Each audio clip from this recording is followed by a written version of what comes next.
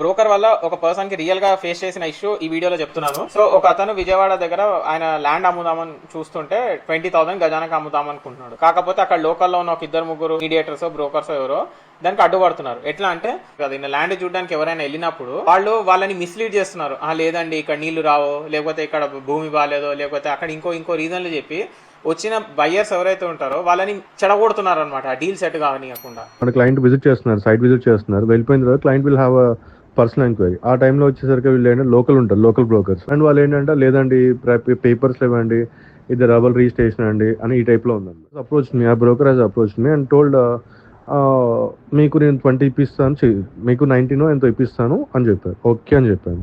And that broker is trying to cell my land for 24,000. అంటే ప్రతి 1,000 రూపాయలకి 2,50,000. అంటే దిస్ ఇస్ వెరీ రెడిక్యులస్ అన్నమాట. అంటే బ్రోకర్స్ ఎవరైనా మీరు చెయ్యండి, ట్రాన్సాక్షన్స్ చేయండి. ఏదైనా ఒక ట్రాన్సాక్షన్ స్మూత్ గా జరగాలి అంటే ఖచ్చితంగా దానికి బ్రోకర్ ఇంపార్టెంట్. సో అందులో కొంతమంది ఇట్లాంటి పనులు చేసినప్పుడు ఏమవుతుంది అంటే వాళ్ళకి మీ మీద ట్రస్ట్ పోతుంది. రేపు వాళ్ళు మళ్ళీ మిమ్మల్ని ఎట్లా అప్రోచ్ అవుతారు?